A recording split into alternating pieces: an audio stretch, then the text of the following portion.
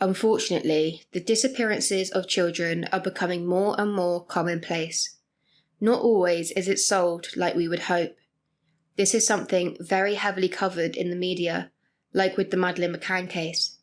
This case, however, is solved in a way that you may not expect. So grab yourself a mocha as we dive in to the Delphi murders. Delphi is a small town in the state of Indiana, USA. In the 2017 census, only 2,885 people were registered as living there. In a small town such as this one, when a crime such as murder occurs, it devastates the community and media attention soars.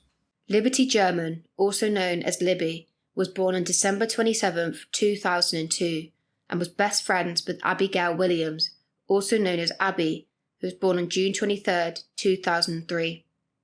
The girls were both incredibly loved by their families and described as inseparable from one another.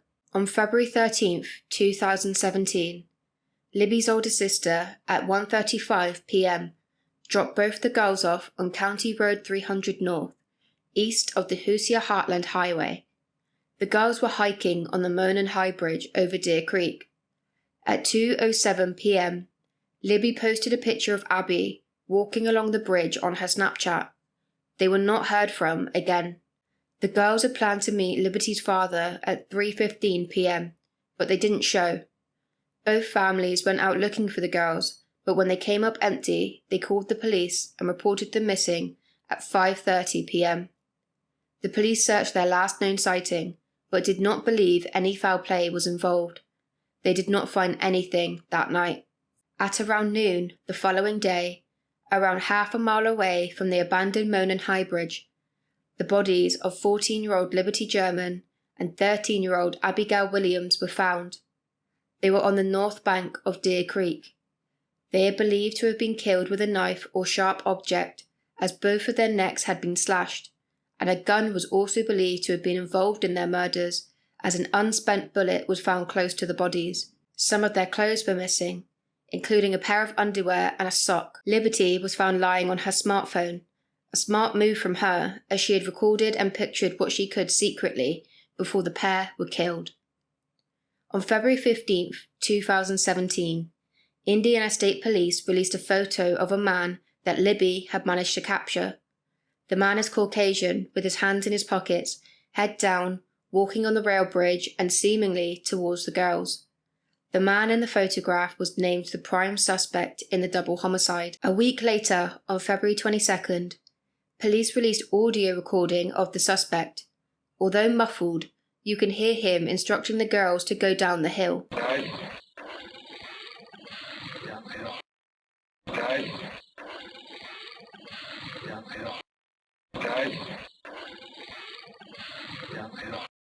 With the audio recording, I have managed to clean it up slightly, so there is a vocal track and a background track. So listen to this and let me know what you think. Downhill. Downhill. Downhill.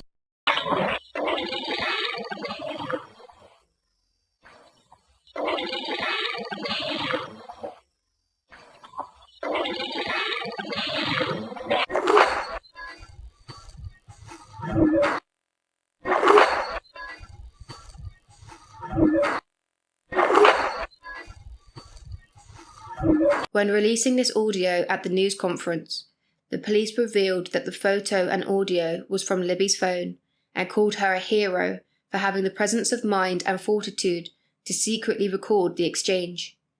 Police indicated that additional evidence from the phone had been secured, but would not release further details as not to compromise any future trial. By this time, the reward offered in the case was set at $41,000. After months of no leads, the police released a composite sketch of the man they believed to be responsible on July 17th.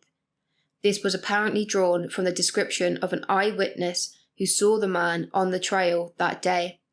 This led nowhere. In April 2019, 2 years after the girls had been killed, police released an updated composite sketch of the man and urged people to look at the photo, listen to the audio, and watch how the man walks to find someone who recognized him. They revealed that they believed the man was most definitely familiar with Delphi, whether that meant he worked there, lived there, or knew someone that did. They also asked the public for help identifying the man, who was a driver of a vehicle left abandoned off the Husia Heartland Highway in Delphi at the former Child Services office between noon and 5 p.m. on the day of the murders.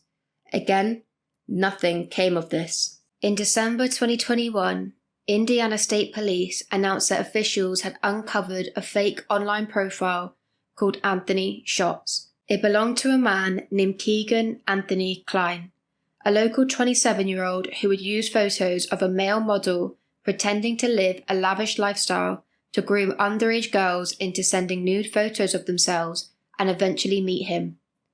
Apparently, Libby and Abby had him friended on Snapchat, so police investigated the possibility that they were both going to meet him on the trail that day. Although he had spoken to the girls previously, it was found he had no knowledge or involvement in their deaths. Klein was charged on charges of child sexual abuse images and child exploitation tied to the account in 2020. The affidavit said that Indiana State Police and the FBI carried out a search warrant on the 25th of February 2017, less than 2 weeks after Abby and Libby were murdered at Klein's home in Peru, Indiana. Klein was charged with 30 felonies in 2020 over the case. After 5 charges were dropped, Klein pleaded guilty to 25 counts and was sentenced to 4 decades in prison. Finally, on October 26, 2022, a local man was arrested and subsequently charged with the murders of the teenagers, nearly 6 years after their deaths. Richard Allen was a 51-year-old married man, father and local CVS store worker.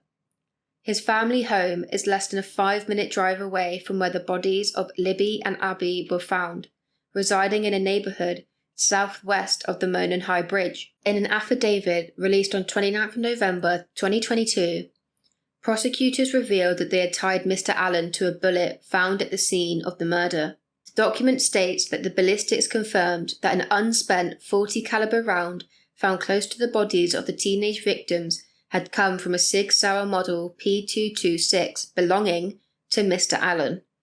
The Sig Sauer model, which the suspect owned since 2001, was found during a search of Mr. Allen's home.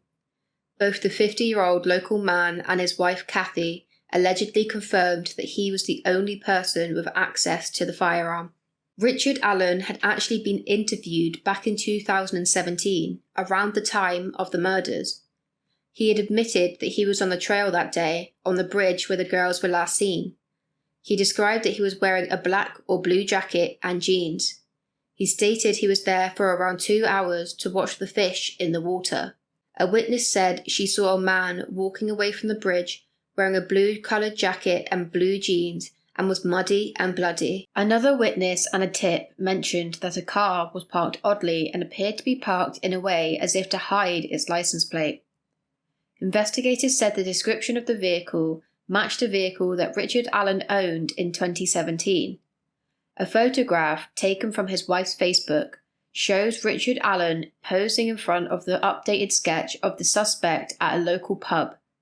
Police and media coverage say that he has a striking resemblance, and this was a cocky move from him. Apparently, Richard Allen has confessed more than 5 times since being arrested, several of them being through jailhouse calls with his mum. However, his defense attorneys have argued to have been thrown out due to his mental state being impaired at the time. In September 2023, Mr. Allen made the claim that the teenage best friends were killed as part of a ritualistic sacrifice at the hands of a white nationalist cult which he was a witness to.